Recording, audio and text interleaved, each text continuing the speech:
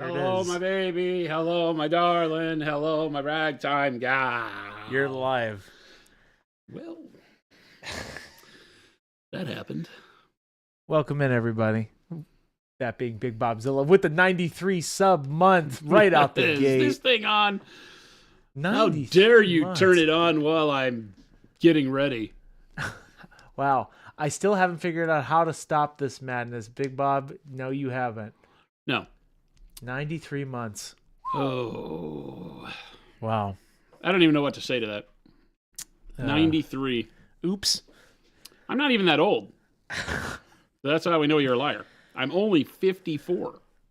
So you couldn't have been here for that much longer before I even had the idea, right? Yeah. Uh-huh. Yeah. Uh-huh. Did you know that 93 is nearly 8 years, Christopher? What? What? 93 is 8 years? Nearly 8 years. 3 months away from being 8 years. I'm sorry. You mean 93 months. I'm like, what are you talking about right now? 93 months. No, that is almost 8 years. Been a couple tree fitty. For a second, I didn't realize you were talking about months. I've been switching it up on you. You're not keeping up. I'm not. Christopher needs more drugs. No drugs. No drugs. All I need We do is this a thing little bit drug of free. little water, a little sunshine. That's all I have you a little need. water. I do not have any sunshine. This room has no windows. It Well, is- it had one. We painted it. It's painted. It is Opaque. opaque. You couldn't is- tell if it was night or day outside because of that opaque paint on that window right there. Colonel, how are you doing? So dang, I'm older than Jason. I guess so. Colonel, you older than 50. I turned 55 May 30th. So Oh, your birthday's coming up. Kind of. I think, is this 2025? Yeah, I'm 55 May 30th. That's a big year. Is it? Is 55? it? Isn't 55 like I feel like that's when I get cheaper food at Denny's. No, I think that's 60. No, I was checking. I think technically you're Oh. AARP 55. Oh, I think so. cheaper food. I think It's like $1. 50% I off. was really disgraced when I was at Denny's and I was looking at look at the senior menu. I think I'm getting to the point where I can eat senior menu food. And it's like $1 off. It's I really mean, it's not it's if not you eat out like a million deal. days, that's a lot of money you save. That's the way you gotta look true. at it. Welcome in, everybody. It is Monday. We're back. Hello. Doing Hello. some I hope the vehicle weekend was great for painting. everybody. What'd you do? Did you do anything fun? Did you read any good books? You have any good times? What was the best moment from your weekend? Type it in chat. Let us know. Best single moment of your weekend. That can start Friday-ish. Like Friday after work to last night when you went to bed. What was the single most important, best thing that happened to you on your weekend? Type it in chat. You bought a couch? Question mark? couch. I don't know if you bought a couch or not. Did you? Are you asking? You should know. Couches, Big Bob's like, I bought a couch? is that the best thing that happened to you? You don't know if that counts. Was that the best thing that happened to you? You're the only one that knows, Bob. That's the fun thing about life. Welcome in, everybody. We got Liz, Mama Masucci. Hello. What? Dusty Hobbies, yeah. Liz, you're back? Christopher, don't do drugs. Just catch up naturally. Thanks. There we go. Playing Battletech with my son. Nice. Welcome in, Nice. everybody. Oh, very nice. Very nice. You met Mark Behrl. I don't know who that is, Doghouse. Who is that? Who is that? Google. Source says the best part was can't choose between priming my clan rats or getting the stomach flu. Whoa. So the best part of your weekend might be getting the stomach flu? It is in contention? Is that like it's a contender for best of? Or priming clan rats? I don't know how to act right now. I feel like priming clan rats is always the right answer if the other thing you did was get the stomach flu. Met up with a gaming group, played board games, and picked up my Trench Crusade minis. Colonel, Nice. that's awesome. Awesome. Very cool minis. You got to leave your house because the snow in Louisiana finally melted. That's also awesome. White Sox pitcher and World Series 2005 champ, says Doghouse. Nice. Nice. Congrats. Source says I hate priming. So what did you do that you didn't hate? That's kind of what the question was. The question was not which of the things you did you hate least. It was what was the best thing you did this weekend. There had to be something. It could be you got a good night's rest. It could be that you woke up and did nothing one day. Usually on my weekends, that's my best thing. Is that like I had a day where for most of the day I did nothing. And I didn't think about work. Those and my brain got to take a rest. Those are very good days. This weekend we actually hung some. So Jen bought some of those. They're like the metal rails that hang on the wall that you put the hooks in and you put shelves on them, right? Oh yeah. So in her office at home, she doesn't really use her office much, and it's because it's got boxes, it's disorganized, and whatever. And so at Home Depot months ago, we bought those rails that you hang from the ceiling or whatever, and she's been asking me to do it. And so on Sunday we did that. I hung them, got them all leveled. It was really simple, and to see her light up with how excited she was about being able to like unpack that room and start organizing it. So I like that kind of stuff. A space, man. Especially when it was such a limited amount of time. For some reason, I thought that was going to take longer, and it took like an hour, so it wasn't bad. That's great. You finished a week-long theater conference. Nice. Was it nice to put it behind you? It's like, oh, it's done. No matter how, like conferences and conventions, no matter how great they are, I'm always happy when they're done. Yeah, the nice. It's just such a slog, but always such a good time. Always happy when they're done. Yeah, Great even when you look back and you go, you know what, that was awesome. I'm glad to be home. Yep, great time. Much happier at home than I am out in the wilds. To be done. Mostly, you know what? Most of the time it's because Big Bobzilla comes and bugs me at the shows. That's right, Big Bob. It's tough, and he brings goodies. It's tough getting over that. He's a two sides of a coin kind of guy, right? That knife's edge. It's that delicious chocolate chip cookies, chocolate milk, apple pie that Big Bob brings when you see him at the shows. And on the other hand, it's Big Bobzilla. Yeah. You got to deal with it. 8 years, almost 8 years. 8 years, Bob. We should just tie the knot. We should literally just tie the knot. It's been way too long. Jen won't give me a ring. So what are you doing for the rest of your life? Keela News says, I need to create a space in my home for painting. The act of setting up and tearing down repeatedly is starting to get old. Oh, I definitely feel that. Yeah. Definitely. It's one of the reasons why I designed the Go Bag Evo the way that it is, so that it could also act as your paint at home station. It makes it really easy to put everything in it, fold it up, zip it up, put it in the closet or whatever. That stuff takes so much less time. We have a lot of people that do that. Yep. I just worked on. Hairdo says, I got a ring for you. I don't need a thing that hangs on my doorbell that shows me the postman when I'm away from home. Yeah. So if you just turned Big Bobzilla's cookies into charcoal with that comment. Yep, he brings this chocolate milk to Nova Open because he drives to Nova Open. Yeah, brings a chocolate milk that he picks up from like a dairy stand on the way. That is it's like a milkshake. It's like unpasteurized, freaking straight from the. I didn't know they even made chocolate cows, but that's how that's made. Chocolate cows. That's right. All right, let's get some hobbying done. I'm done with everybody's weekend stories. That's it. People. Back to work. People and their stories and their fun they had. Now, chat, we got some slightly bad news today. But Slightly bad? Slightly bad. It's horribly bad. Horribly bad. Horribly bad. Jason has a meeting at 4 o'clock, which means we have to shut down the stream somewhere around 3:30-ish. So we got to get busy here. That's right. What are we doing today, Jason? We're not messing around talking to Chad about their weekend plans anymore. That was a waste of time. We are painting now. Chat, you know I love you. Every single one of yous. We're filling in because when we last spoke on Friday, we were putting some paint on these stripes. Trying to do a little bit of texture work, so I'm applying the paint fairly thin so we get it to make it look like maybe it has brush strokes in it, like they applied it by hand with a brush, or that it's wearing thin or whatever. You figure it out. We started this last week. Chat, you can go back and watch some of our VODs on YouTube. Started with some cool airbrushing on this bad boy on, I believe, gosh, it was Thursday. Thursday, yeah. Well, this Thursday? is only 2 days worth of work. Yep. Thursday, you can go back and see some cool VODs on some airbrush cleaning as well. There was a good little segment in there. And then you could see us doing the panels. And then Friday, we did some dry brushing and some highlighting with some freehand of the stripes. And now we're here. Now we're here. Figured that Chris and I sit around and talk about what would be good to paint. And we hadn't done a vehicle in a long time. So now we're doing another vehicle.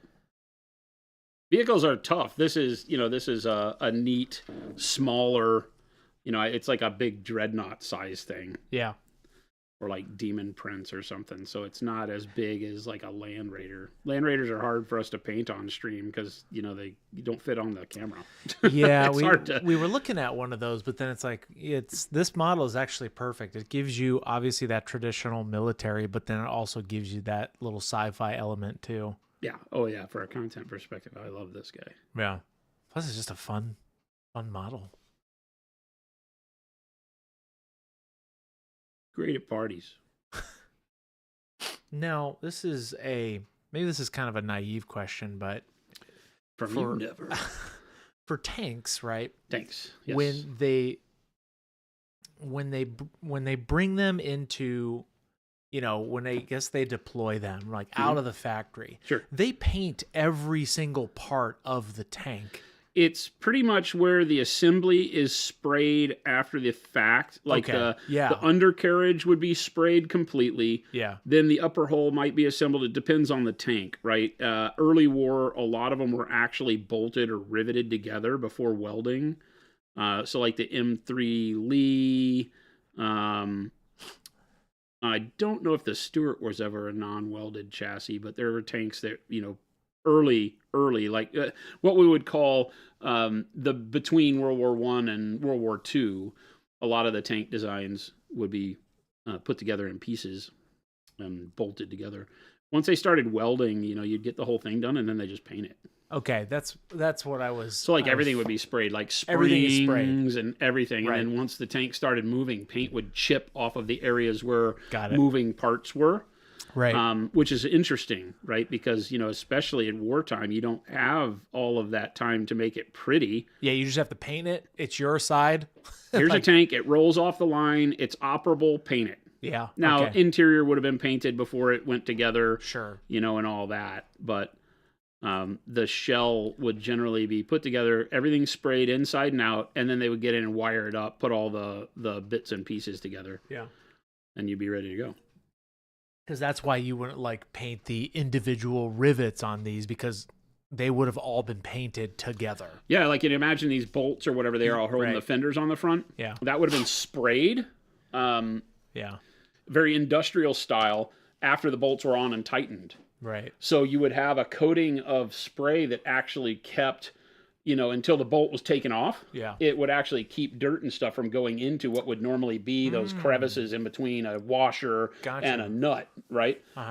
Because the paint would envelop everything and be a coating over the entire deal. Gotcha. Which is great for weathering. It sucks as soon as you have to move or loosen a part that was painted that way, like a hinge or whatever, because then the paint breaks at the point of movement. Okay. And then you have open metal. And then that's when it starts to wear. And it starts to wear on the edges. Yeah. Gotcha. Yeah, so it's a little crazy that way. Unless you want to weather Chris. I weather Chris every day. Weather Chris. Have you heard of weathering the storm? That's my life, chat. Q has new video idea. Have Chris fill in, and then the series becomes fixing what Chris did. Oh, wow. Wow, Chris. Buried me. I disrespect you from time to time, but that was pretty harsh. Chat. That was pretty harsh. Even I wouldn't go that far. Chat, we're in rare form today. It's a Monday. It has been a busy Monday. Busy Monday. Not a bad one, just busy. Yeah, just busy. There's no bad associated with it. I've actually had a bunch of good meetings, but boy, have I been busy from front to back. So it's just one of those that doesn't slow down. Right. And I have a 4 o'clock. Ugh.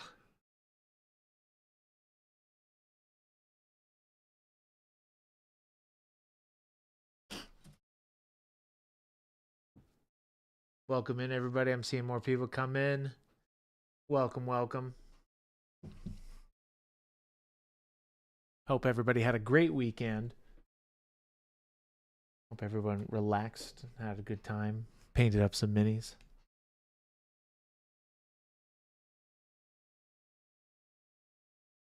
Oh, Papa Chicken. Technique question. I'm painting salamanders and doing a warm/cool side for shading and highlights. Magenta or indigo mixed into bright green for the shadows, and bright pale yellow or turquoise mixed into bright yellow green for the highlights, all within an airbrush. The green armor looks great, but I'm not sure how to apply the same technique to all the different colored parts. Thoughts? Salamanders, This warm, one right here. cool side. Okay. This question right here. Magenta or indigo mixed into the bright green to give your like warm light, cold light. Okay. You're doing this for your whole army, that's very ambitious and I love it. The bright pale yellow or turquoise mixed into bright yellow green for the highlights. All with an airbrush. Green armor looks great. Not sure how to apply the same technique on all the differently colored parts. Okay, wait. So green armor, when you say the green armor looks great, it looks great from the warm and the cold side. Now you're asking about things like the gun or leather or whatever other colored bits are on the model and how to apply the same thing. You already answered your question, right? Because you already picked your colors that you're going to make armor look warmer and cooler with. Now find colors, either those same colors or colors in that color family or range that do the same for all of your other colors. Generally, you're looking at reds, yellows, oranges for the warmth side. The magenta could be like doing that as well. But you're going to like for leather, maybe mixing more yellows and oranges into the yellow, into the color towards the highlight side. And then, again, that same darkness, which could be blues and such on there. You have to think in terms of is the light a color like moonlight and you're using blue to give you the feel of moonlight. The material always plays a huge part. How much of the light is absorbed and reflected by the material? So leather, unless it's polished or varnished, dyed, and glossed, it won't reflect as much light. It will reflect some, but it won't be as blue or as warm colored as the armor would be, right? So you have like warm light, cool light in your scene that you're setting. Armor is going to be the most reflective thing in that setting, most likely, right? Painted armor. And then as you have like cloth or, I guess like the plastic rubber, or the rubber bits in between the joints on the Space Marine could be reflective. They could be like shiny rubber. So they might have a little bit of color added to them. Things like leather and other things won't.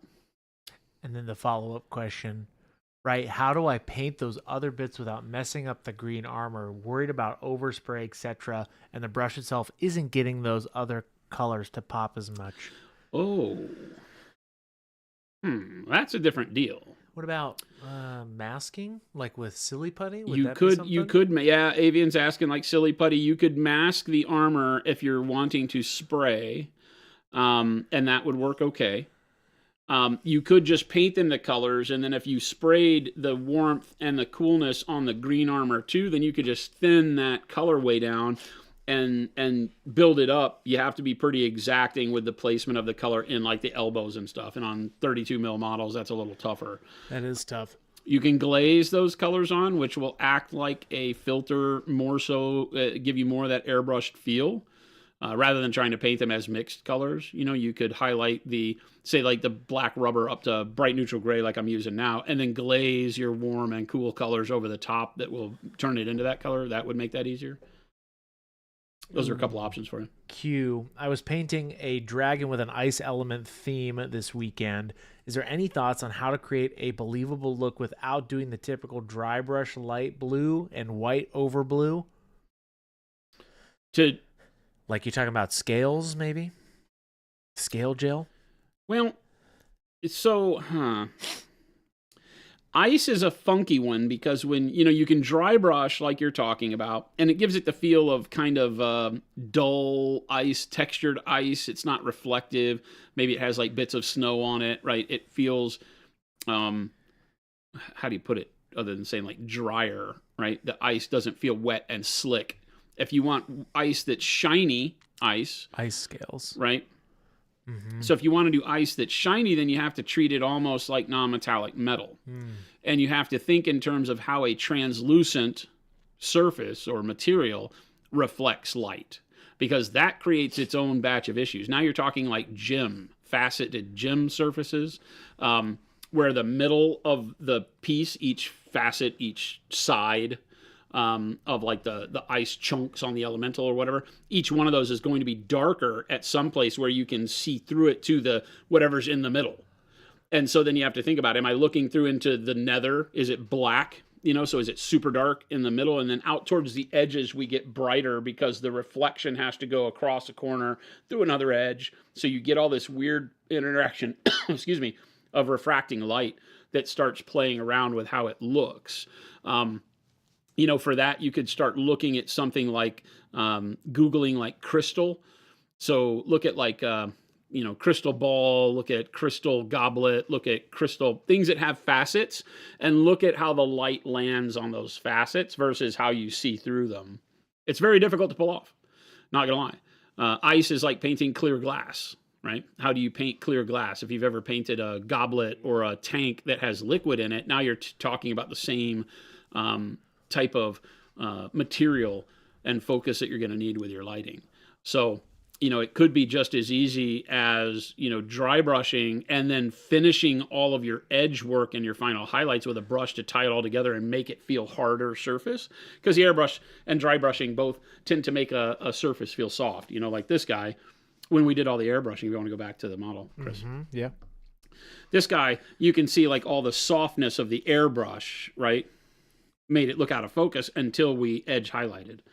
And once we dry brush the edge highlight on here, then it brought all of it back into focus. All plays well together. Without the edge highlight, the whole tank looks out of focus. You can kind of see that on the barrel. The barrel doesn't get an edge highlight, right?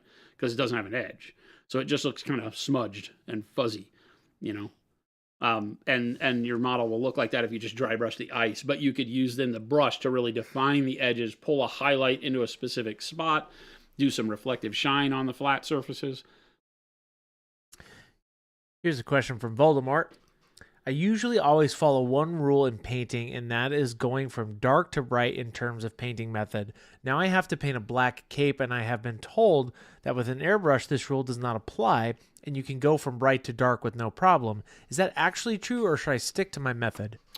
It's not false patently. If you like painting dark to light like we do, I would paint that black cloak dark to light. Same thing.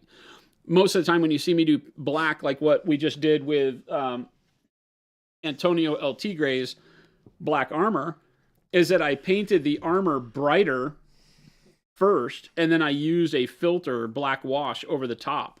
So I did all of my painting dark to light. I went overly bright, and then I put a black filter over it to bring it back into the realm of black coloring. That way I can be more free with the placement of my highlights. I can play around with brightness more, and then dump it back down with a black wash. So it's kind of dark to light, and then light to dark over the top of that. So there's a balancing act that you'll play sometimes with how you paint black in particular. But no, I would still have painted it black through dark grays to a bright gray highlight, depending on what material it is, on a cloak, not too bright, and then put a black wash or a black filter, like our transparent black, or a black wash over the top of that to, kind of dull those highlights down. James has got a question. Can I glaze blue flesh over purple/magenta/yellow-green, or would I need to change the colors on the undertones? So you mean like how we did the underpainting on the flesh that we showed you? If you wanted to do that in blue? Yeah, you can do that for sure. One thing I like to do with blue flesh is I like to do the standard undertones like what I showed you, then followed by a Caucasian flesh, and then blue over the top of that. Oh, okay. Right? We have a giant that I did years ago. I know but where it is. Actually, it's a great example. Let me grab it. Right, we did a giant that was kind of that way. Where you can use the kind of Caucasian flesh tones to add another underpainting layer that's kind of pinkish.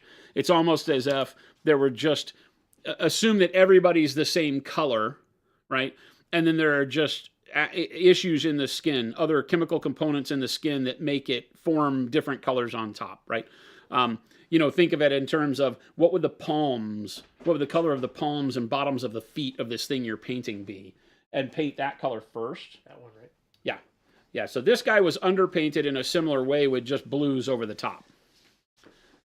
Right? So this shows you that, yes, it does work. Oh, you can pop back in. Okay, cool. This shows you that it does work. It's going to be a darker skin tone, right? Because this is blue over the top of all of the greens and all of those colors that you do, and it's going to make it darker because the blue is going to eat up a lot of that color.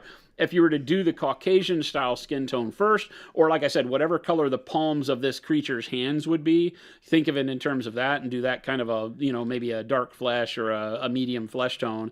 And then once that's done, then do the blue over that. You'll get a lot more color and punch out of it, right? Because you'll give it a little bit more of a bright under color to put the blues over, so you get more vibrant blue. I was looking for more of a chilled, very dull blue on this guy, so I didn't do the skin tone underneath him.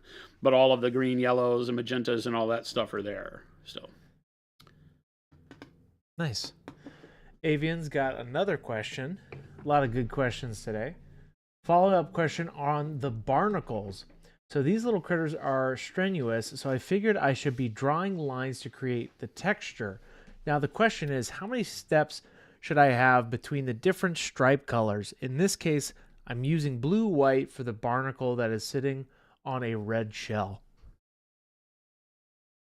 Go back up to that one so I can read it. Right here. Okay, so these little critters are striations, right? Yeah, they have a lot of little bitty lines to them, right? On the outside texture of the shell, like a...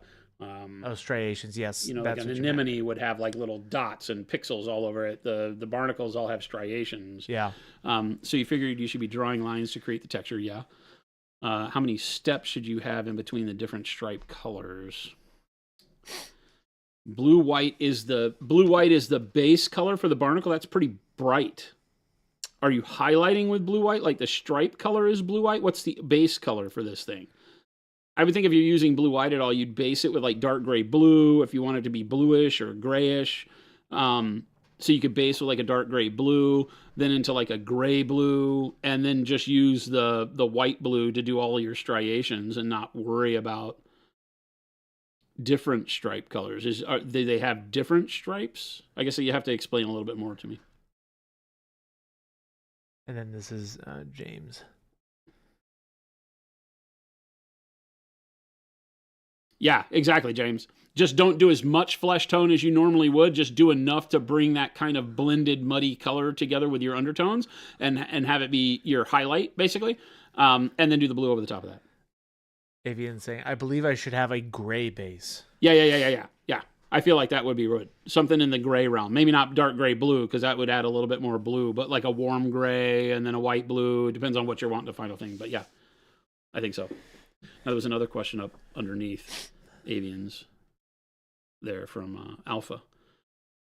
If you were to paint using undercoats, a la a dark color, mid-color, white color highlight, and then a yellow glaze, how would you paint a cold yellow? Since it's to be used for a yellow wraith knight, how would you do a cold red spirit stones? Okay, so you want your undertones to be your under highlighting, right? So you're basically doing like we call it pre-highlighting. You do like a zenithal highlight or something like that. So if you're do you already have colors picked, or you're asking me for all those colors? Because if you were doing a cold yellow,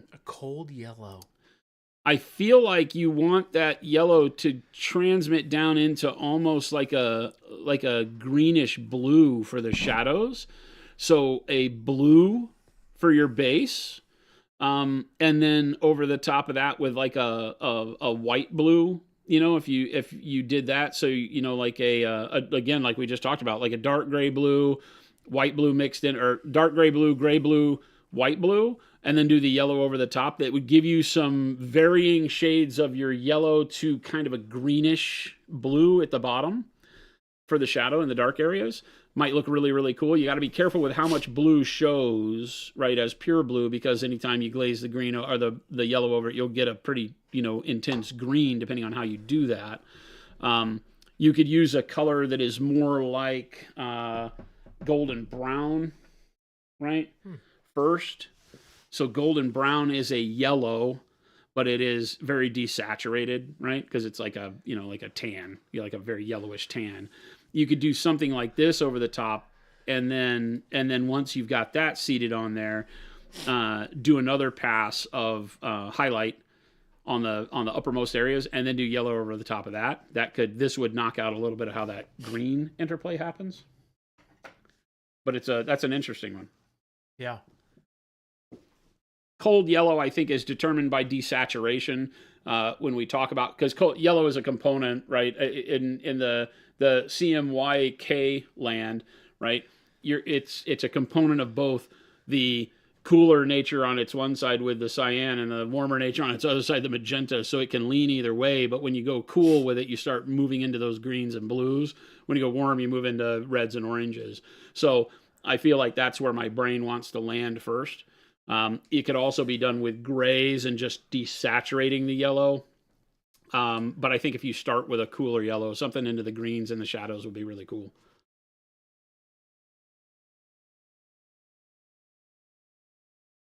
Wash and when not, Voldemort. I won't be doing an overall wash on this tank. I will be using some wash-like painting with our product called Noosh. And what Noosh is a kind of a wash that you can take off of the model. You paint it on and then you rub it off, and you'll see how I do some streaking with it to do some very deliberate areas like oil stains and streaking grime and things like that with it. But I won't be applying a real wash on it. The whole way that I showed you to paint this with the airbrush was done so that you didn't need a wash. A wash would normally create these darker spots at the bottom of the panels that we have built in because of the way that we airbrushed the model. So we did that so we didn't have to apply a wash layer. Now, it doesn't mean that I won't do a little bit of a wash to do like a grease spot someplace, like an oil spill or something. We could do that.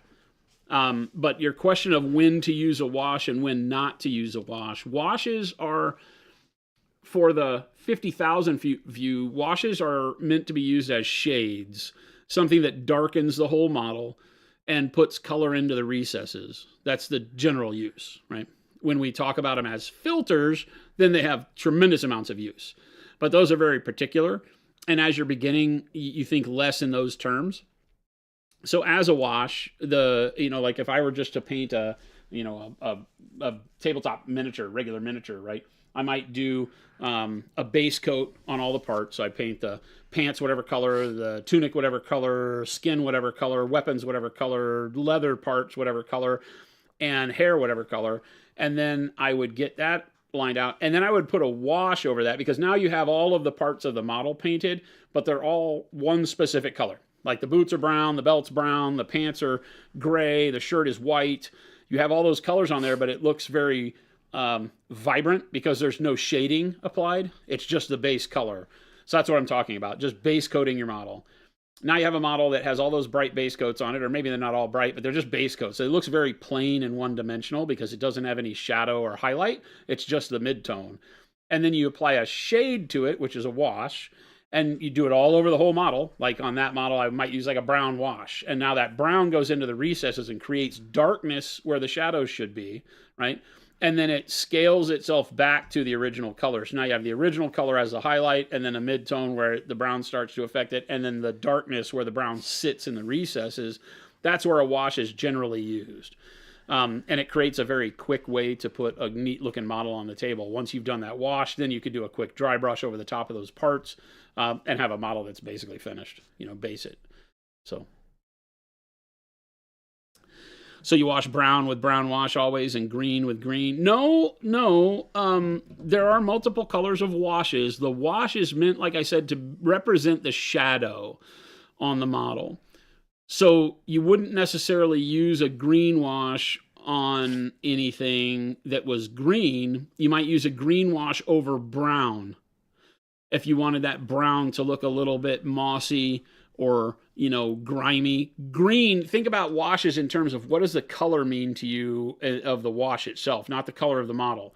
I could paint any, like if I took, what do I have here that makes sense to show off? Let's take this guy. Right? So we've got this guy that we painted up, right? And so if you think in terms of, okay, he has all the coloring on him. Now, if I were to put a black wash on him, the black is going to turn everything more gray, because black over the top of any color starts to do what we call desaturate it, meaning it moves it towards a gray and eventually to black, right? And so if I did a black wash, it would turn everything a little bit more gray, which means we'd lose the punchiness of the teal color on his loincloth. We'd lose the yellowy, red pinks of the flesh. A lot of that would go away and gray out, but we would get darker shadows in the black range where like the bones hit the skin. We'd get more contrast areas going, right? So if I were to use a green wash over the top of this, what would happen to these same colors? Well, this would become even more vibrant because it already has like a green, blue, kind of a, emerald, teal, whatever kind of version to it. Green over the top of that would punch it up into the realm of greens. His hair would become more green. His skin would start to look like the Hulk, but all of these colors would still show through. So there might be a reason to do that. Brown wash is probably where I'd go because the model is so many brown tones, and it would add shadow, and the brown would darken the skin up and pull it down, things like that. I could use blue, I could use yellow, I could use any color of a wash, but you have to think in terms of what that color is going to do over the colors you've already painted. And it isn't as simple as I painted it this color, use this color wash. I might use black wash because I want it to gray out everything that I've done, okay? So I know there's no really super simple answer there, but keep watching how we use them. The idea of the black wash over the armor. All of this armor was painted with blues, right? We painted it all with Payne's gray and white blue, 2 blue colors, right? So if I pull those out here, white blue, Payne's gray. This is how the whole black armor was painted, if you're here for any of that, right? Payne's gray is a very dark, deep black bluish kind of color. And then the white blue is a very bright white bluish color, right? So 2 opposite ends of the spectrum. We did all of the armor with these 2 colors, right? There is some dark purple in the shadows as well. But for what you're seeing and reading the armor as, it was all done like this. So I would not use a blue wash over these, even though they're both blue, because my goal is black armor. So I paint it with blues because I also know that black and a lot of times has a little bit of a coloration to it. And when you move it towards blue, it looks kind of gunmetal-y. It gives me a neater look. So if I use these blues, then I put the black wash over the top of the blues, and it added that gray coloring in that made it feel like black armor again, as opposed to blue. Because if you go back and watch the video on this, it looks very blue before I put the black wash over it. So this would be a really, really good video that Chris just posted up last week to go watch on our YouTube channel to get an idea of how a wash affects what you've painted underneath it. Then hopefully your brain starts clicking on all the other things you could be doing. Yeah, and you can go back into that video, and there's a chapter specifically about the wash. So, yep. All right. I forgot something I wanted to do on this model, so we're going to go back and do it now. I'm basing all of my white bits with warm gray. That's the first color we're using to paint. Again, when you paint white, you very rarely use white. You tend to use all the colors but white. White only comes and pops its head in at the very end. So I'm going to... Are you going to put a stripe on the... I'm going to do this, which is kind of I got to find my center line on this gun barrel. Right, I'm going to make a pattern here that does.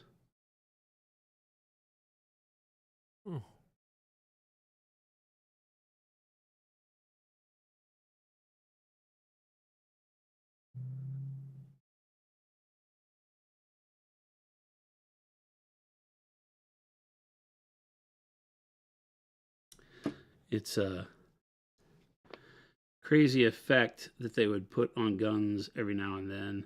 I think technically, on a gun of this kind, it would have done this type of a look after a blocked, like it would have been painted fully white and then like this to give from a distance the feeling that it had a shorter barrel than it really did.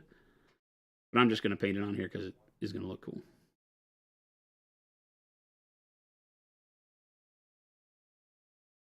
Avian's asking an off the top of my head question. Could you go and replace the blues with greens? Sure. Yeah, we did that with our Dark Angels. That's what this is. This is all like greens done and then the black over the top of the greens to give the kind of 30K, modern 40K Dark Angels color and black 30K armor color, kind of an in-between. So it has a greenish hue underneath, but would still play off as being, a dark greenish black. No color is off limits. You can paint it however you like. So remind me what this decal is on the barrel again. You said this is like a... Well, so it's a camouflage for the gun barrel, right? It was something that the Americans, and I don't know who else in the war might have done it, but I know that on a couple of the Shermans, when they started turning the Shermans out with larger barreled guns, like the Firefly I think it had the 17-pounder, right? Yeah. They would do stuff like this to make it to where the gun barrel couldn't be determined. Like the length of the gun was harder to determine from spotters. Oh, okay. Interesting. You could imagine they'd do this part, and then the front of it would be painted completely white. So that you'd only see the barrel from a distance being like this long, and then the whole rest of it might be painted white. Just straight up white. Just straight up white. I'm just going to do this effect on the whole thing just because I want to. Yeah. Welcome in, everybody, for tuning in. We're doing some freehand on the vehicle today. In the war, I think the Shermans might have started off with like a 70 millimeter gun. It was a little pea shooter. Gotcha. And then as they went up in gun size, they wanted to, whether it was the crews or the actual military that thought they could fool the Germans into thinking like, hey, spotters at a distance will think we have the small gun.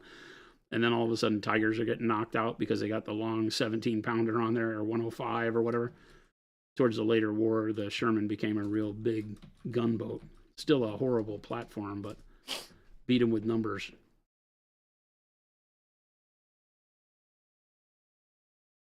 Or the analogy that it's, most people are like, the Sherman compared to the Tiger or the Panther was a really horrible example or comparison because, the Sherman was like a Ford and the German tanks were like Ferraris.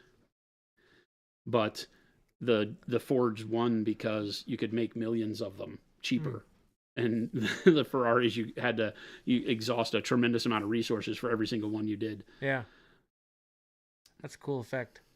So 1, 2, 3, 4, 5, 6 humps is what I wound up with. So see if we can recreate that on this side. Here's the challenge, team. Freehanding. Can we make it look the same, or do we just go from the fact that, well, we couldn't make it work on the other side, so we just kind of wing it? I'm going to go with...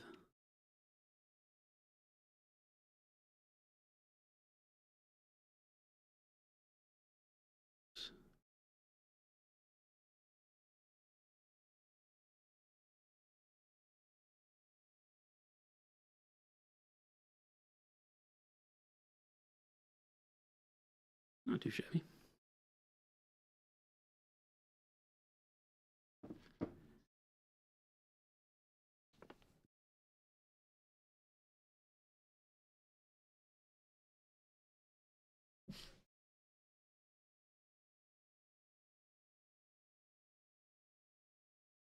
Voldemort's asking, some time ago, I watched how people on YouTube mainly paint combat machines from World War II. I often saw them taking cotton and soaking it on the barrel of the guns, then coloring it with an airbrush to create a shooting effect.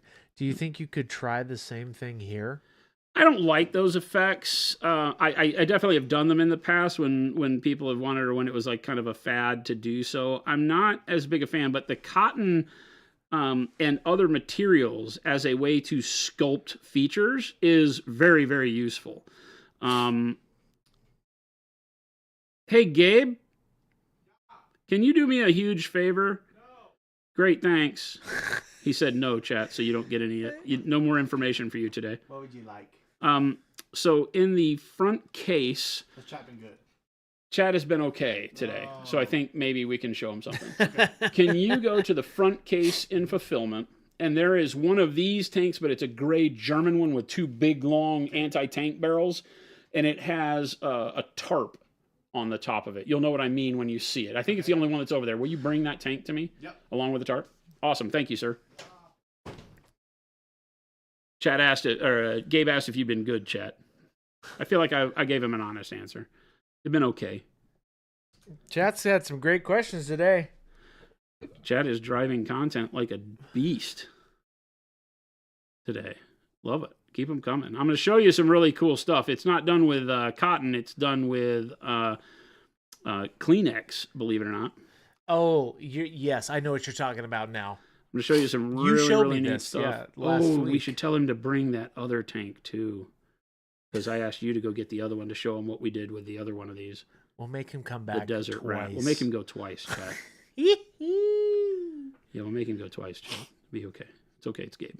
He'll do it. He's great. Gabe's great, Chad.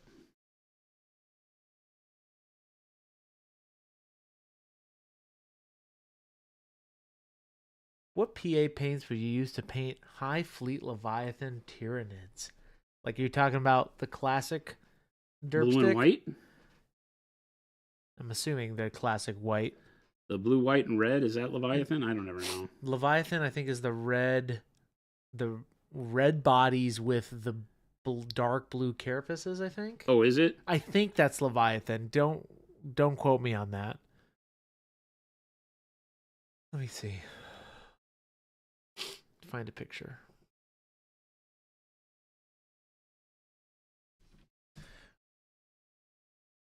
Yeah, a lot of good questions, chat. We love these. Oh no, maybe just the regular Tyranid color. I think it's just that. I feel like it's just white. the blue, right? Yeah, the bluish purple. I think the ultramarine, the base with purple, and then like ultramarine over the top of it or something for the carapace. Although, yeah, like he's showing me pictures of them with just purple. So like dark purple to royal purple to magenta highlights might look cool. I always remember them as being more blue than the pictures he's showing me right now. But yeah, I know what you're talking about. I guess like when I for the flesh, I would like something that was, you know, a magenta base. Oh, you read our mind. Nice. What you were talking about. No, we wanted. Oh, great! Both. That I was gonna have to send you back and get both because I was like, this is the one I was talking about, and then I was like, but he ought to grab that one too. Awesome, thank you, sir. That one had a little piece there. Yeah, did you get the? I can go grab that little piece. It had the headlight that fell off. Yeah. I'll Yeah. grab it. Thanks. Just so we have it in here, because that way I can fix it. This one looks like somebody broke it when they were moving models around or something. I zoomed way out so that people can see. That's okay. A huge tank. So this is from the same game, Dust, that this little guy is from, right? Yeah. This is the German behemoth that is basically 2 long, I don't know, Super 88s. I don't know what the hell size gun that would even be, right? But it has these monstrosity dual cannons on it, and then there's this huge walker. And you'll notice I have this anti-aircraft looking tarp, like if you were hiding this in the trees like they did with the 88 guns in the war. And I made this completely out of Kleenex. This is a Kleenex. Okay, right? It is a Kleenex. And it is molded. It's hard molded onto that surface, right? Bang, like so. So that now it fits this tank perfectly and gives me a cloth feature that I can, you know, have on here. This is an old diorama trick that you can take, and you'll notice that I've done the same thing here, right? And made, awesome, thank you, sir. You'll notice I've done the same thing here. Can you zoom in? Yeah. Thanks. And this is kind of the same tank we're painting right now, except this one has the Stuart and an assault gun on the front of it, right? So different turret. But I've done this was done the exact same way that I'm showing you to paint the tank right now, right? It's the exact same stuff. I just did the kind of brown cow camo on it, which was the British, because I painted this one up as the Desert Rats, right? So this is a British tank regiment or battalion, right? So we did this one years ago, and what you'll notice is that you have this bedroll across the top, right, that I put on there. That's all done with Kleenex and string, right? So you can see I've tied string in there, And this is a Kleenex, a piece of Kleenex, believe it or not. Right? I like that barrel effect. This one may be a part of a napkin because it looks like it's de-threading at the edges. So I also use like these woven napkins that you can get, but it's the same process. And then here, right? Same thing, right? Yeah. This is also the same thing. So these are made by me, tied knot string, and you get some really cool stuff like, this woven barrel cover or whatever. And here, I also had some antennas built on here that were strung up. They're gone. This model's been brutalized as people have moved models around the office. My team doesn't care about my stuff. But this is the same thing, right? And this piece, you can see it's all hard, and it's the woven. Can you do a super zoom? Yep. It's woven, right? Napkins. So you can see like it would de-thread, right? Oh, woven. Okay, I'm getting it now. Woven napkins, not like those little tissue place setting Yeah, napkins. place setting Not napkins. disposable napkins, Yes. but like stuff that you can go buy super cheap at like Yep. a fabric place, right? And it's super thin. You can see how thin the fabric is. It's nothing thick. So it's on scale. This would be a pretty heavy tarp for the scale models we build, right? But this woven fabric, you just get it, you cut it to the size you want. So this would be maybe this would be a 10 foot by 10 foot long tarp, right? And so I get it, and I'll get the square shape. I did it diagonal across there. You can see the square is diagonal across the body of the tank, right? Then I got it wet. I cover this completely with cellophane. So you put like cling wrap on the model, something that doesn't take up a lot of space, right? But it's protected, so the plastic's not bare. Put cellophane over the top. Then you press the wet cloth on there, get it down into the crevices, poke it. I usually use like a paintbrush handle, and I poke the wet cloth to get down in the crevices, wrinkle it up to form everything. Of course, it's sopping wet, like literally sopping wet at this point, dripping water all over the place. But the model's colored in cellophane, so it doesn't matter if you did it after the model was painted or not. You put this on top, you push it down into the crevices. Now it's wet and hanging on the model, and it's heavy with water. Then you take diluted white glue, just your Elmer's glue, PVA glue. You take PVA glue on a brush with water, dilute it, and paint it over the cloth. Okay, so now the cloth is wet. You've got PVA glue soaking into it. It's a mess, right? And then you walk away and you let it dry. And when you come back, you lift the cellophane off the model, and this pops up off of there, and then you pull the cellophane off the bottom of it, right? And now you're left with this because there was no glue. The cellophane might, glue itself to the bottom or whatever, doesn't matter. Pull the cellophane off, trim it like you need to if you want to, right? And now you have this thing that will last forever, and it literally is like a piece of the model. You can imagine like trimming that off. It just sits right on there, doesn't move anywhere. And now you have a piece of cloth that I black primered this, right? Because this was white. But you can see like the white fabric down in there. Yeah. This is just primered black. And I just paint it like normal. Dry brush it, paint it like cloth, do whatever you want. But now you can make some amazing things. This was the trick that we would do to make tents, like I've done, like camo cloth draped over the top of a tank. As you've seen, the bedrolls that I've done are all the same thing. They're just taking the same cloth, rolling it up, getting it wet, rolling it up like a cigarette, and then wiping the glue, like putting it on here and bunching it up on the surface. Again, put cellophane on the tank, put it on the surface where you want, pinch it to make it look like the fabric's got wrinkles in it or whatever, and then put white glue on it, let it dry. Wrap the barrel, like that. The barrel's cool. I like that barrel effect you got going on there. Yeah. Now on the barrel, I didn't do it with cellophane because I was leaving it on the barrel. This is fully around the barrel, not just laying on top.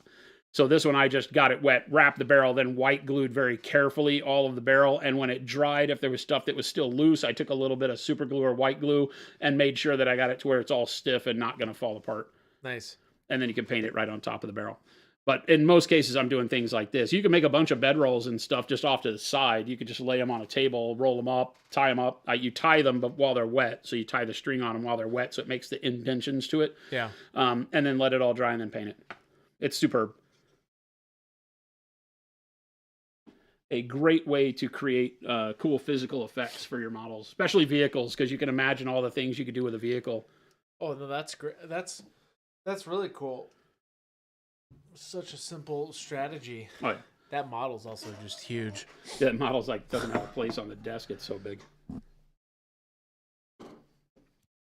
So a great way to add pizzazz and make a model that everybody has, like a Land Raider or a Dreadnought or something that everybody owns. Make it your own by doing something like that that just gives it a really cool feature that the normal model wouldn't have. There was a question I want to go back up to, which was Carl Duty. How do I stop seeing the brush strokes? Asking from a technical standpoint and also a psychological standpoint. If you super zoom in on this, Chris, you'll see that I'm showing some brush strokes here because I'm using very thin layers. I want the white to look a little more faded than brand new, right?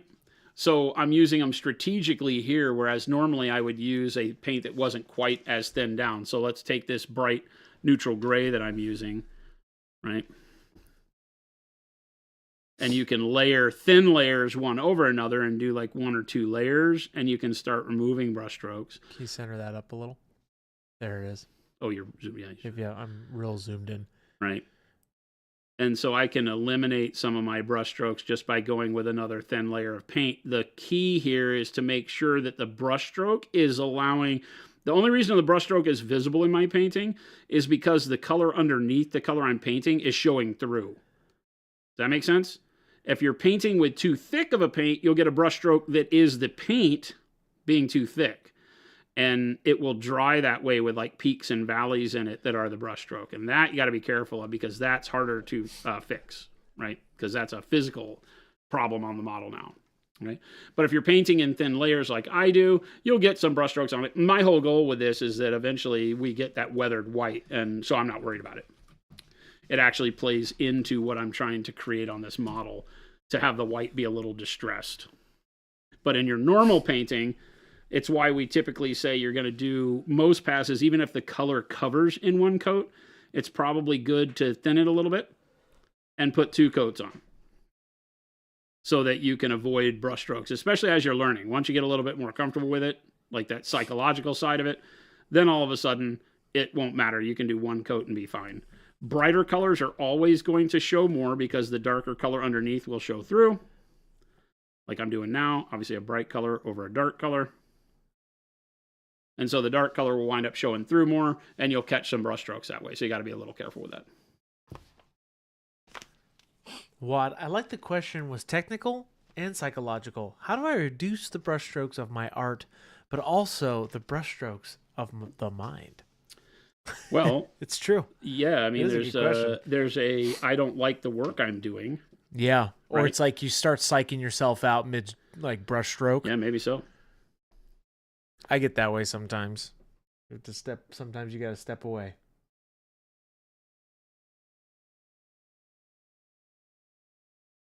What color are you using here, Jason? This is bright neutral gray again. Same thing.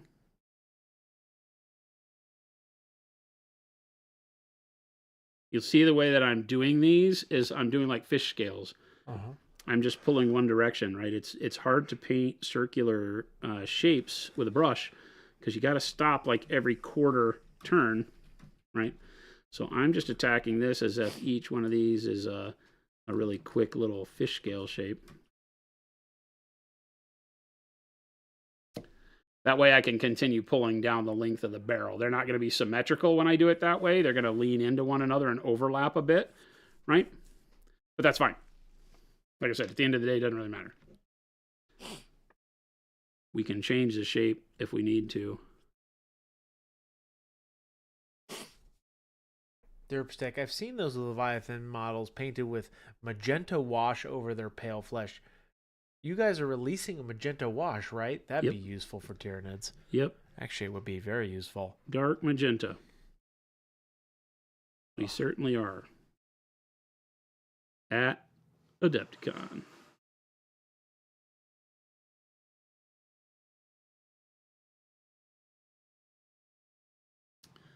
That assumes that Gabe gets his job done. Oh! Gabe, did you hear that? Of course, right now he's waiting on me. Oh, he is? Yeah, don't tell him that, though. Oh. Gabe, you over there? Nice.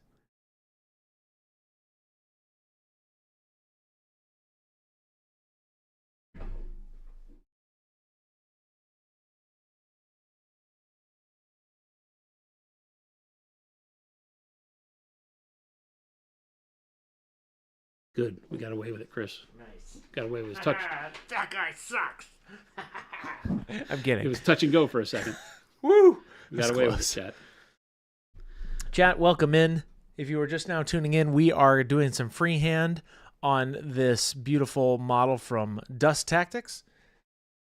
We did some airbrushing last week, and then we worked up into some highlights, and now we're doing some freehand stripes and camos.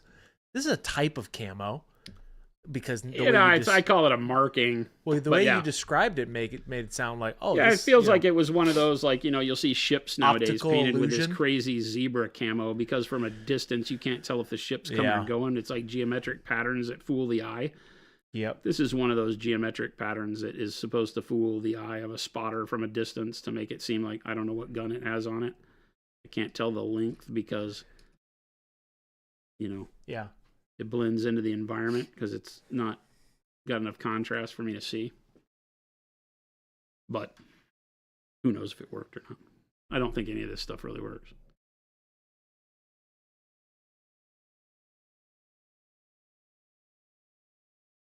Ghillie suits probably work.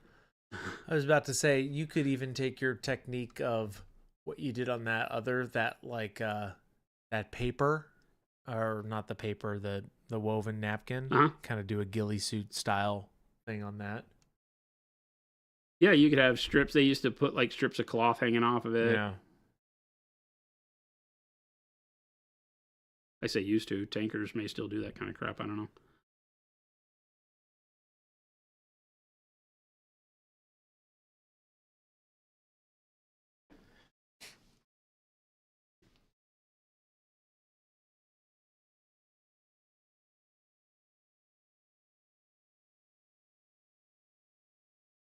If y'all have questions, be sure to tag me.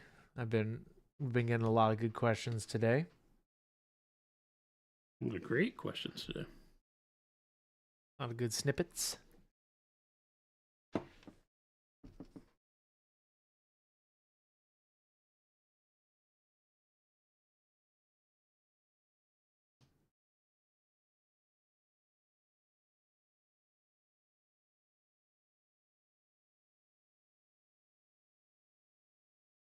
If you guys haven't seen it, we posted up the Black Armor video last week. Oh, it's so good. Came out great. Got a non-metallic gold one coming soon. Ooh, I haven't seen that yet. I'm pretty close to getting it done. From Antonio.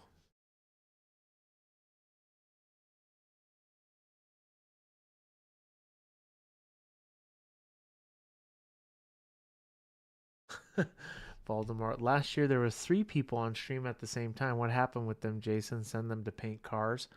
Yep. That's it. That's right. Yep. Jordan is wanting to move into a more sales-oriented role. So Jordan is getting his training. I will be starting. He's been over there helping out, learning the ropes for what fulfillment does and all that stuff. So Jordan's making some big career moves. Yep. He will also be with us on stream every once in a while. Yeah. He is still going to... I think he may be doing a show this week, maybe. He is, yep. I believe I know he is. Thursday. He has to do Thursday show. Jordan will be here Thursday. He's going to paint up a couple methodologies with me. So you guys can see some of the behind the scenes of how we've done his shorts. We're going to start picking those back up here and there as well. Behind the scenes of Jordan's shorts? What kind of show do you think we run here? Whoa, hey. Jordan doesn't wear pants. We all know this. He doesn't wear pants.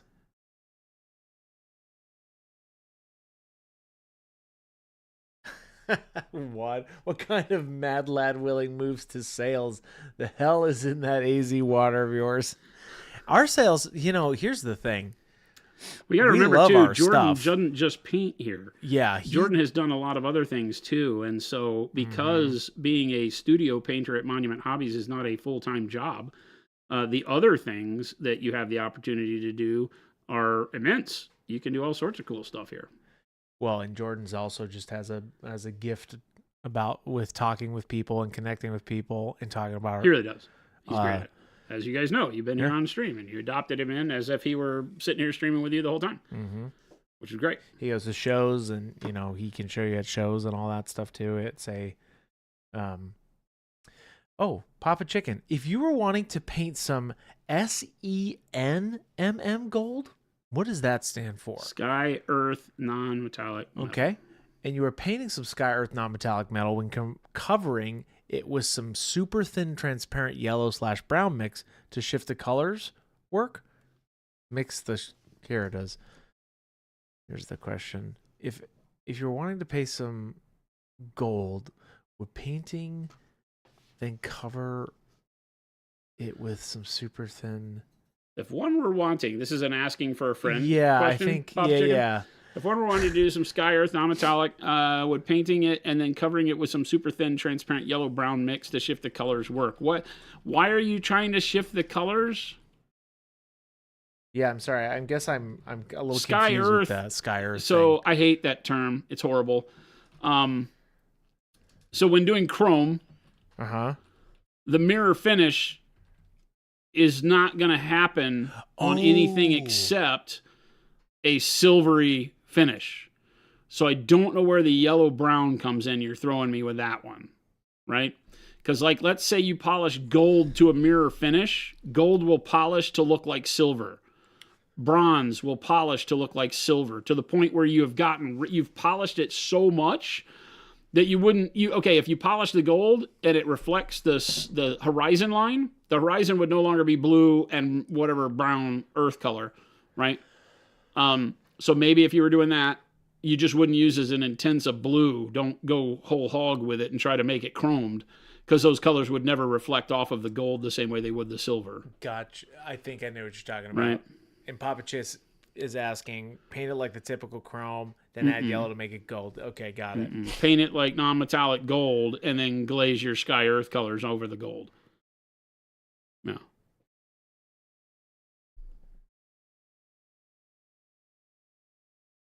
Yeah.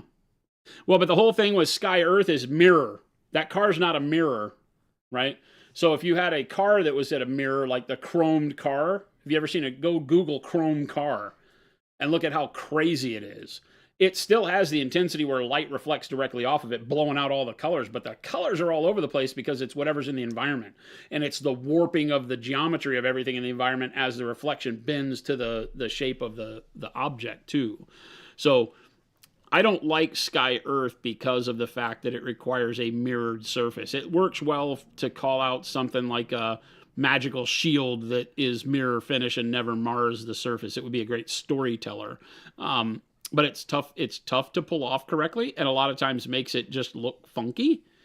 I see a lot of people do reflections in the sides of helmets and stuff, and they don't warp the image. The image wouldn't be noticeable as the horizon line in the side of a spherical helmet, because it would create a U-shaped reflection on that spherical helmet. So the mountain range would look like a smiley face, right? The coloring would give you the idea that that's the ground, that's the sky, by using blue and brown maybe, right? But if I were doing gold, I would do gold non-metallic metal, kind of like what we have done here. These are not great shapes for doing any kind of Sky Earth, right? And then I would glaze a little bit of bluish, sky blue, gray blue, something that's desaturated, and then some colors of the rest of the environment elsewhere on gold. But it would have to be to a mirrored polish for you to get those colors to reflect back to you in any kind of meaningful way. That's why we think chrome, right? Polished chrome does that, and it doesn't even do it very well. Like if you legit look at the chrome parts on a motorcycle, they're not blue and brown because they're reflecting the unless you get really close to them, and then you can see a little bit of the sky in between the lines of light reflection. Because again, you've just made something that is so intense in its reflectivity that most of what's bouncing back is the color of the light in the area. So the sun and all that blots out the color of the sky. It's really tough. What colors would you use for pale flesh? I have olive flesh. Not sure if I need an ivory, says Derpstick. Olive flesh works really well. You can get some really cool things going on with olive flesh and a bit of pale pink. Depends on which direction you want to take it for pale flesh. Do you want to take it into the kind of like, I live in a cave, don't ever see the light? Then olive flesh works great. That's the bulk of what's on this guy is olive flesh. Glazed over the top of, crazy yellowy. I used all sorts of crazy colors on these guys. Kind of like the face workup a little bit, right? Is that kind of how you approach that model? Yeah, it wasn't underpainted the same, but it was close. It was purple. It was dark purple and magenta. Dark purple, magenta, and I think the bright yellow green, as a matter of fact. Okay. So just all over the whole body. Got it. Right. Okay. And so it was kind of done in the same way. I airbrushed these, I believe, in order to make sure that we had a really quick start, because these are the ones I had to paint for Adepticon last year, just to have them done to play Zambies. But olive flesh gave me a really good pale. I think a little bit of the red gray makes a good base for pale flesh, because it still has a little bit of warmth to it, like skin would. Mr. Blue, you guys started with white, right? But I also heard you almost never actually want white. So what's white for? Why go through the effort? What we really wanted was 171 other colors. Well, actually 169. But you got to start somewhere. 'Cause we have 2 whites. No, it's a great question and very valid. White is one of the most important colors you ever use that you don't use much of, right? And I say you don't use much of it. You might use a ton of it for mixing, and you need it to mix fantastically. I airbrush it quite a bit. If you're painting white things, you need white is one of the most integral parts at the very end, but it's not a color you use a lot of. But when you do use it, because it is the brightest color available to us, it needs to perform the best. Because as we've said a lot, if you've been around here for a while, the last couple of weeks we've been talking about this a lot. The question keeps coming up and will continue to come up forever. Why do I have a hard time glazing or working with my highlights? They always look chalky or gross. And it's because they create the most contrast. So the brightest color that you use, white, will create the most contrast on the model, which gives you the most failure points visually, because it can look blotchy. It can start to look milky if you thin it out too much. So it is a hugely important color. We just, through complete ignorance, got lucky and formulated a white that did everything we wanted it to do. And then you're like, oh, well, if it works great for white, guess what else it works great for? Every other color, because white's the toughest to build a suitable base for that works in our hobby the way we want to. That's why we're known for having the best hobby white on the planet. Oh, here's a good question. If you were doing orc green flesh tones, how would you change the underpainting colors compared to the totally not the lion, if at all? Or would you just not underpaint it in the same style? That's a great question. I probably would use just like bismuth yellow instead of the green, the bright yellow green. Since you're going to be glazing green skin over the top, you don't need the green portion, but the yellow. And then when you glaze whatever green you're using over the top, you'll get yellow green, which is the point. Right, so you'll still get the warmth from it, but I would probably go with just bismuth yellow. The magentas, it depends. What color blood do your orcs have? Like if you were to cut them in your mind, what do they bleed? Do they bleed blue? Do they bleed green? I think it's traditionally, don't they bleed green in 40K? I don't know.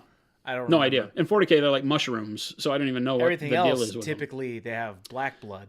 So, yeah, they have black blood in like Lord of the Rings. Yeah. And so that would cause me to not be able to give them the same flush highlights, because the flush red and pinks that we have in our skin is because our blood is red. And the blood vessels, as they narrow out, get that red blood in them. And that gives you that flush pink. So everything from the palms of your hands, everything that's in us that gives us any kind of a pink visual is because we have red blood. So you can imagine if you had blue blood, you could still do Caucasian flesh, but everywhere where you see pinkish tones, you'd see bluish tones, right? So think in terms of that, assuming that the skin is still translucent, because our skin is translucent and not opaque. Like an elephant's skin is opaque, so you're not going to do a whole lot of what's the color of the elephant, flush spots, because they'll only get color like right around where the opening in their skin is, right around the eyeballs, right? Maybe in some deep fold of skin in an elbow or underneath a neck fold or something, you might get some color where the skin gets thin. right? But I wouldn't change the underpainting other than to represent a different color of blood. Derpstick, maybe not cave, going back to the pale skin question, maybe not cave dwelling pale, just pale like ivory. Still thinking about how to paint those purple Tyranids. I think ivory is necessary on those. Something that moves you a little bit more towards white because they have a bone colored chitin. Yeah, they have really almost, it's almost white. Yeah. So I think that ivory or bright ivory you're going to need to pick up if you want to do that because it still has enough yellowishness in it to play as a highlight for that kind of bony, hard surface. I don't know that you need real white. I don't see white being of any use. But you definitely need something that's a fake white. You green-blooded inhuman Vulcan.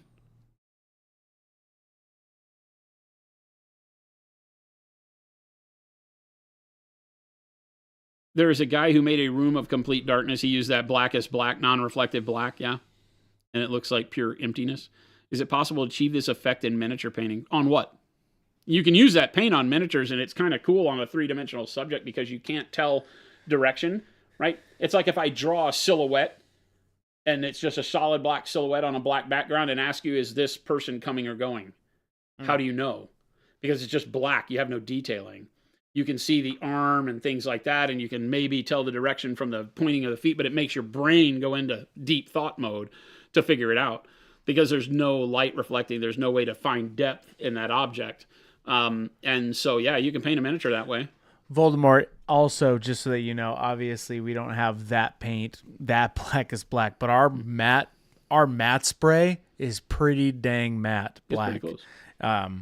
It definitely, so if you're looking for a really matte, dark paint like that, you should try out our spray. Yeah, Avanta Black Portal. We've talked about this. Like a lot of people are like, why don't you make one of those paints? Because they're absolutely useless. They're horrible paints. What would you, for models, it'd be its tough. Thickness and texture is so uncontrollable in order to be that unreflective. Because in order to have non-reflective paint, it has to have at its microscopic level so many imperfect surfaces on it so that when the light hits it, it's just completely spent energy on bouncing around on the surface itself. That's how that works, okay? It can't absorb the light, technically. It can't, like, magically suck all the light in. It's not a black hole. The heat gain that it would have alone would melt it. But it uses up all the light's energy by bouncing it around on the surface so it doesn't bounce back to your eye. That's how that works, okay? And so it's super, super rough texture, which makes it really, really thick and makes it hard to paint with. So it's going to cover details, but for a portal, for some sort of a statue that you would put in your D&D thing, like you walk into a room, there's a statue of a dragon, and it's done in that Vanta black or that blackest black. And you can imagine, like, as you walk around, the statue looks like it moves with you because you can't see where it starts and stops, and there's no detail to it. It's great storytelling effect. It's useless as a paint. Absolutely useless as a paint for anything. It's got a lot of cool factor or fun factor. Yeah, 100%.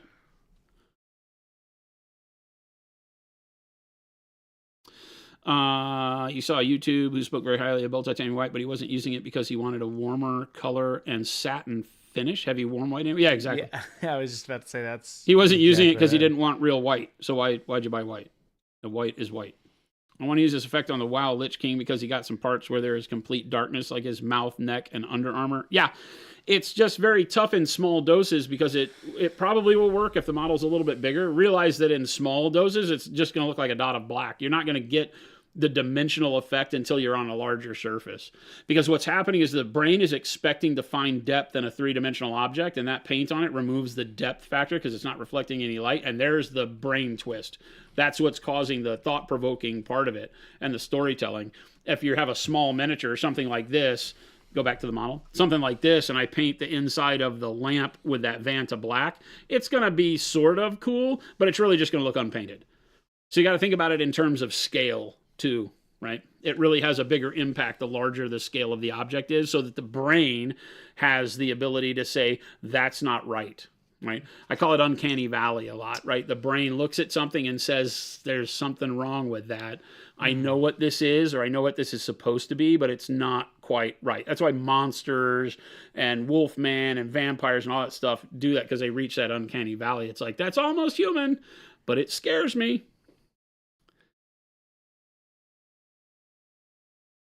Punisher, I think I want to try using the super black paint in my photo booth area for model pics. If you just reduce the amount of exposure that's going into your camera, you can achieve essentially the same look without the paint.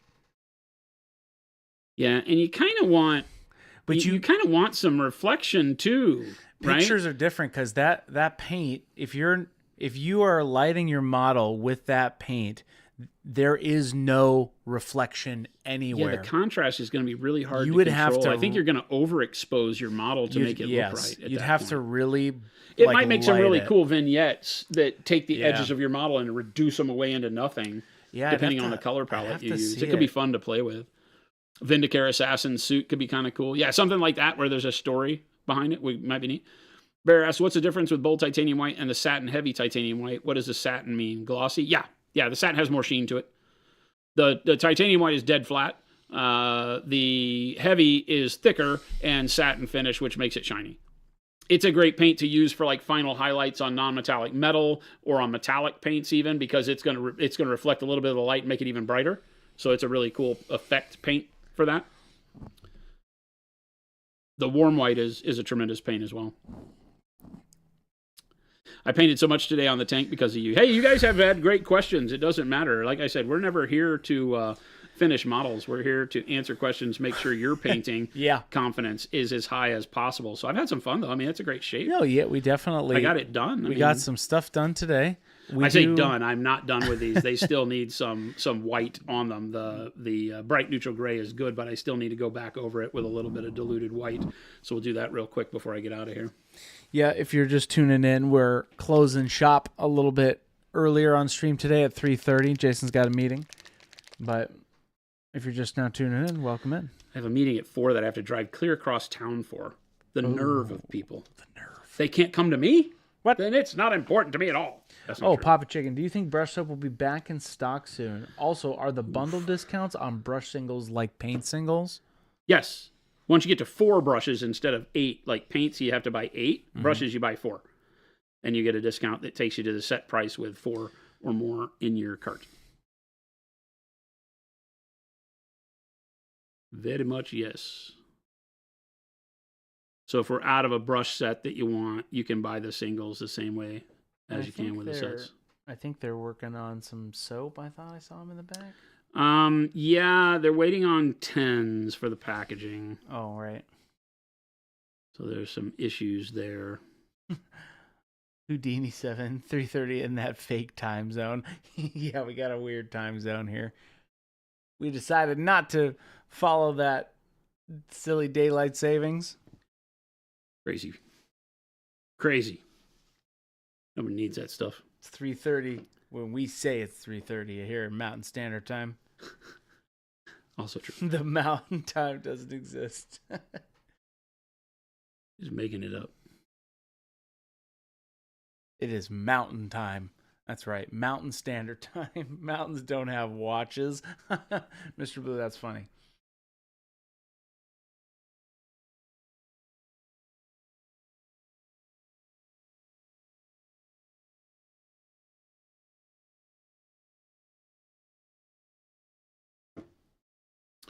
Remember, even though our tank is weathered, we want to make sure that we can paint all of the stuff on it as if it were more like new. You don't have to paint it exactly like it would roll off the assembly line, but you want to paint things as if they're clean and then weather them down after the fact.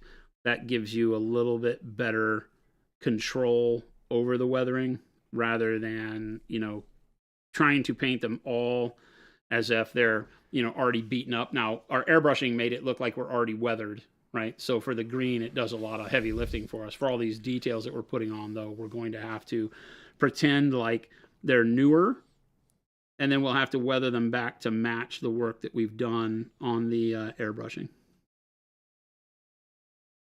I'm just glazing the titanium white real quick over the top.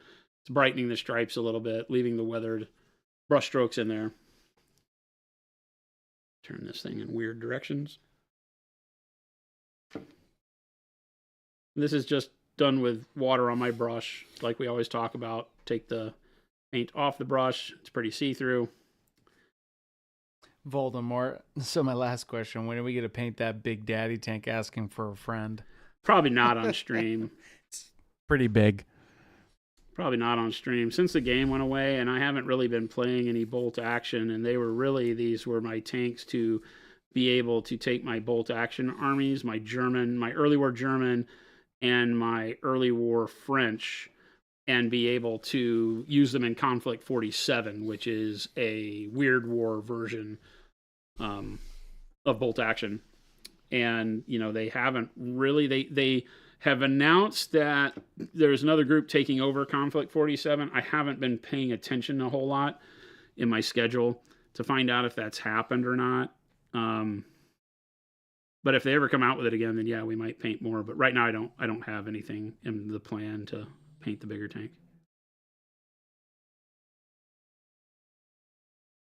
I do have some big tanks to paint that are for other projects, so those may wind up on here if I can come up with a good reason to do it. A lot of them require, like, they're actual scale model tanks. They're not hobby company tanks. It's a lot easier to build a Land Raider than it is to build the scale model scale model, like Scorpion tank that I have that I would like to build, because there's a million parts. It's I forget who that. I don't think it's a Hasegawa, but it's a one that has a bunch of parts to it.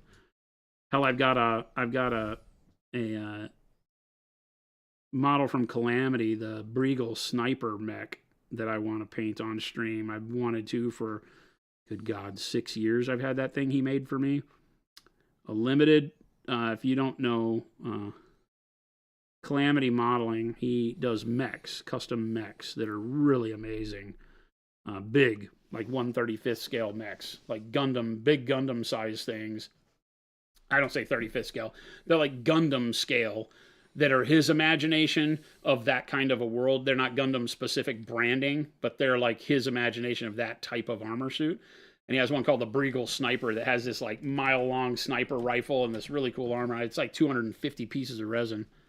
I have one of those. Game Delay was asking about the barrel. It's like a type of distraction camo. Yeah. Jason was saying earlier. Also, Jason, it is 3:28. Cool. Go a little bit long. I have to be there like between 4 and 4:30. And it's Scottsdale Road and where? I don't remember. North of Camelback. A couple blocks north of Camelback.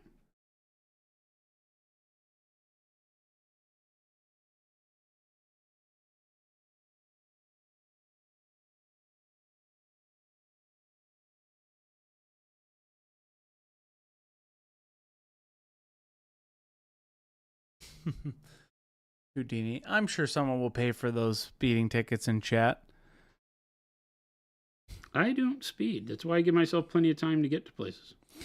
Tax Frost, thank you. I drive like a grandma.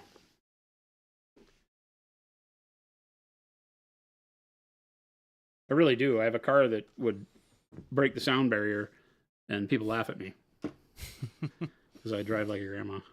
I'm not interested in going fast. Oh, first time chat. Furby. Hey, Furby.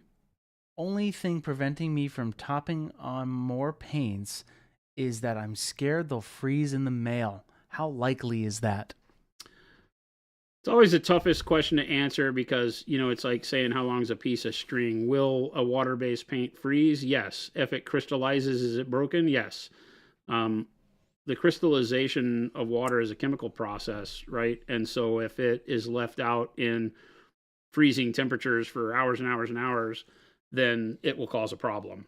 Our paints are freeze-thaw tested 3 times, down to minus 18°C, and then back up to room temp to use, and then back down to minus 18°C, and then room temp, and then 18°C, but we don't leave them at 18°C for like 5 days. So, if you get something delivered to your house and you miss it and it stays out in the snow for a day, that could cause a problem. So, if you feel like that's a thing, I would order a couple, see if they get to you okay. And go for it again. We ship as much, if not more, paint during the winter when everybody's at home hobbying than we do in the summer. And we have very, very little complaints ever on our paints. And the complaints that we have are generally not because of any kind of freezing. It's just the learning curve of getting used to our paint sometimes. So, all right, that's good. That looks great. There's a full So you can size. see if you were looking at that through Binox, they would normally paint the end I see. as well. Like you can imagine, like it would do this, and then it would be blocked white all the way to the end, so that it looked like the barrel was only like that long. And if it was like light was hitting it, it would probably be really reflective or something like that. Yeah, but this isn't a snow camo tank, so Yeah. I'm just kind of doing it as fun. Fun, just decal. Yeah, just a fun decal kind of a thing. Nice. It's looking good. So next, tomorrow, I won't be here tomorrow. So Jordan's with you Tuesday and Thursday.